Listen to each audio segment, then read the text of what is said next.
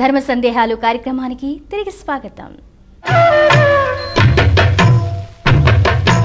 మనం మెళుకుగా ఉన్న సమయంలో అంత సమయం ఏకంగా మనసుని భగవంతునిపై నిలపడం అనేటువంటిది అసంభవమే కాదు. కాబట్టి నిత్యకృత్యం అంతా కూడా మన ఆధ్యాత్మికమైన నిత్యకృత్యములన్నీ కూడా గ్రహదోష నివారకములు అవుతూ ఉన్నాయి, వ్యక్తిని పరిణతులుగా చేసేటువంటివిగాను ఉన్నాయి. గురుగారు, మరో ఉత్తరం చూద్దామండి. పాలకొల్లు నుండి హరిని పంపించారు.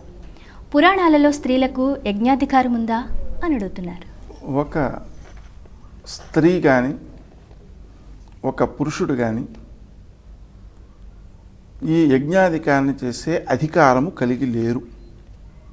అందుకని శ్రీరామచంద్రుడు సీతాదేవిని ఆ వనంలో విడిచిన తరువాత అశ్వమేధ యాగం చేస్తున్నారు అనే మాట విన్నప్పుడు ఈ అశ్వమేధ యాగం చేయవచ్చా, భార్య లేకుండా మరో భార్యని ఆయన వివాహం చేసుకున్నాడా అనే శంక సీతాదేవి ప్రకటిస్తుంది.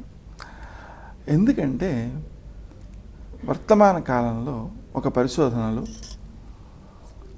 ఏ అంశాన్నైనా సరే ఇరువురు కలిపి చేసినప్పుడు మాత్రమే అది సమగ్రముగాను ఆనందప్రదంగాను ఉంటుంది అన్న భావన మనకు గోచరిస్తుంది. ఉదాహరణకి లండన్లో పిల్లల్ని ప్రశ్నించారు, మీ మొదటి శత్రువు ఎవరు అంటే అమ్మ నాన్న అని రాస్తున్నారు. అమ్మ అని రాస్తున్నారు లేదా నాన్న అని రాస్తున్నారు. ఏం చేద్దాం అనుకుంటున్నారు అంటే పిస్టల్ ఇస్తే వెంటనే కాల్చేద్దాం అనుకుంటున్నాం. ఎంత వయసు గల వాళ్ళు వీళ్ళు? 10-12 వయసు గల వాళ్ళు.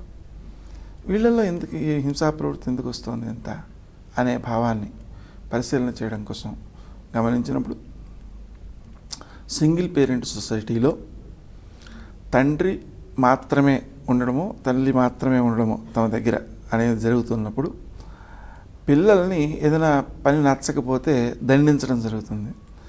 ఈ దండించినప్పుడు ఇందుకు దండిస్తున్నాను అనేటువంటి ఒక స్పష్టమైన అవగాహన వాళ్ళలో కల్పించడం జరగట్లేదు. ఆ కారణ వివరణ లేని దండన హింసా ప్రవృత్తిని పెంచుతోంది. అదే తల్లిదండ్రులు ఇద్దరూ ఉన్నప్పుడు తండ్రి కనుక దండించినట్లయితే తల్లి దగ్గరికి తీసుకుని, అరే కొంచెం సేపు ఆగరా, నాన్న కొంచెం బాగాలేదు, నేను తర్వాత చెబుతాను, నాన్నకి ఈ మధ్య బీపీ పెరిగింది అని ఏదో రూపంలో ఆవిడని మనస్సుని కొంత ఉపశమింపచేసేటువంటి అవకాశం తల్లికి ఉంటుంది. అక్కడ తల్లి కోపించినప్పుడు కూడా తండ్రి దగ్గరికి తీసుకుని నేను అమ్మతో మాట్లాడతాను లేరా అని వాడిని కొంత సముదాయించేటువంటి ప్రయత్నం సాధ్యపడుతోంది. అందుకని ఇరువురు ఉంటేనే ఆ పని సమగ్రం అవుతుంది. తద్వారా పిల్లలు బాగా అభివృద్ధిలోకి వస్తున్నారు.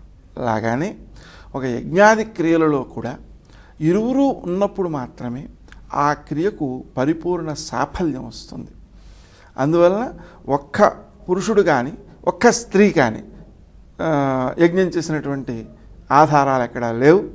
ఆ యజ్ఞ పత్నికి ఒక ప్రత్యేకమైన విలువ, ఆమెను ఎక్కువ గౌరవించాలి, పూజించాలి, అందరూ కూడా ఆమెను సత్కరిస్తారు, గౌరవిస్తారు. ఆ రకంగా ఆమెను ఉంచడం అనేటువంటిది కూడా అక్కడ జరుగుతుంటుంది. అలా ఇరువురు ఉండి ఇరువురు కూర్చుని సంకల్పం చెప్పి ఆ యజ్ఞక్రియలు చేయడం అనేటువంటిది ఉంటుందే తప్ప ఒకరు చేయడం అనేది ఉండదు.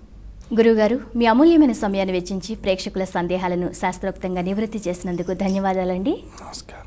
చూశారు కదా, ఇది వాల్టి ధర్మ సందేహాలు కార్యక్రమం. మీకు కూడా ఏమైనా సందేహాలుంటే మాకు రాసి పంపించండి. మా చిరునామా ధర్మ సందేహాలు, కేర్ ఆఫ్ భక్తి TV, road number 92, Jubilee hills, Hyderabad 5,96,000.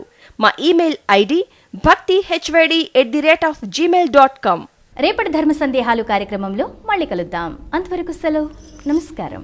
ఈ కార్యక్రమాన్ని సమర్పించిన వారు pain fit herbal and oil.